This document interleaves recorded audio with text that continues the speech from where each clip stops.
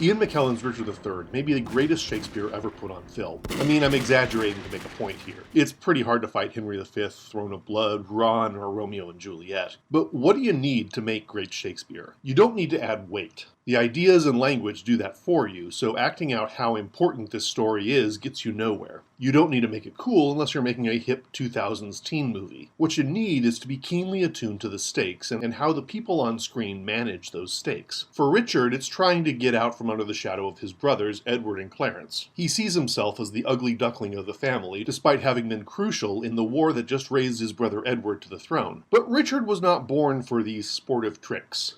And therefore, since I cannot prove a lover, I'm determined to prove a villain. So he murders his brother, marries a woman he despises, betrays his underlings, I am not in the giving vein today. and twists the enemy's arms until they're ready to declare him king and marry off their children to him to make it legitimate, all while smiling. Why, I can smile.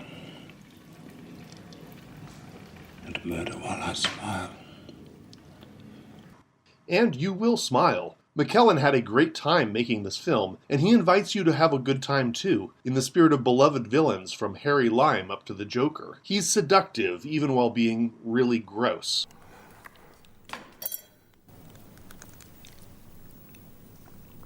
Vouchsafe to wear this ring.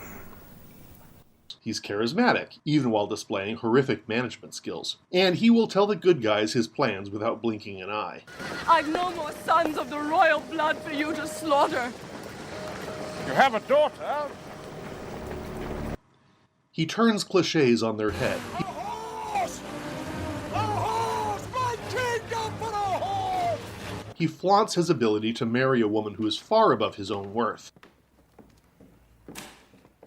He urinates in the middle of his most famous speech. He delivers shockingly rude lines as if he didn't realize how hard they're going to hit home, although he clearly does know. The order was reversed. But he, poor man, by your first order died. And that a winged Mercury did bear. Some tardy cripple bore the countermand. Richard III is the perfect villain movie. I thank my God for my humility. You could read Henry VI 1 through 3 as a prequel to this, and they do help to fill in the rise of the three York faction brothers, Edward, George, and Richard, to power. But the movie dispenses with the complexities, and makes George, Duke of Clarence, a likable doofus, and King Edward a respectable, if stodgy, king. All of this to make Richard even more clearly the villain that he is in the play. It also cuts out Queen Margaret, widow of the king that the York brothers just deposed, who is in the play a prophetic harpy. She wanders around the palace cursing this new glorious son of York. Margaret's deletion sets up Richard's own mother as the voice of doom for this movie, and there's also some other streamlining, expanding the role of the murderous lackey James Tyrrell to become Richard's right-hand man throughout.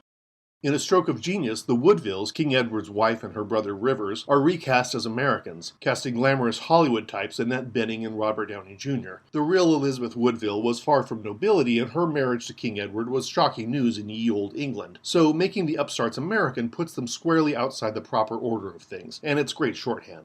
Robert Downey Jr., who at the time was still a brilliant but unpredictable gamble to hire, had offered Ian McKellen a role as the moral center of his messy prestige film, Restoration, about a doctor's experiences during the Black Plague. In return, McKellen cast Downey in his own prestige film, Richard III. I think Downey definitely got the better deal. It's not like he's going to be the part of Tyrrell or anything. He's going to break me in easy. He's not going to let me bite off more than I can chew. Restoration is an odd film despite its excellent cast, but Richard III is a masterpiece, although it's partly sold these days by plastering Iron Man and Gandalf on the cover.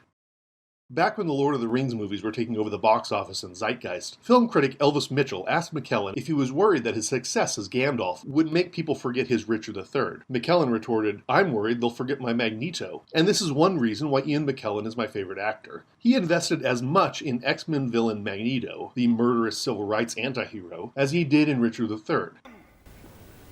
I'm not made of stone.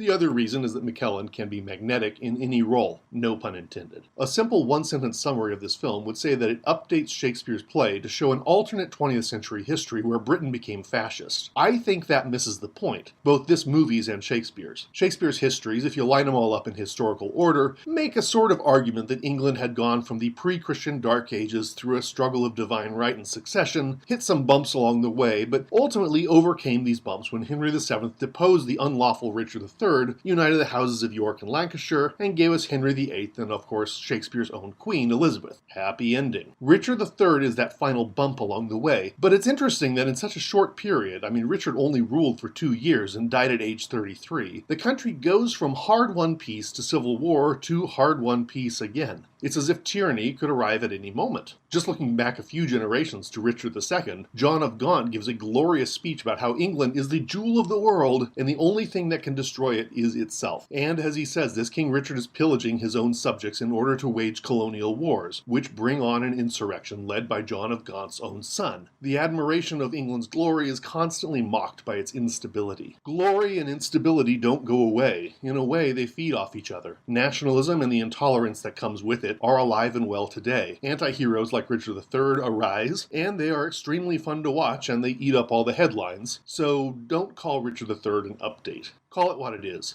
What could and does happen at any moment.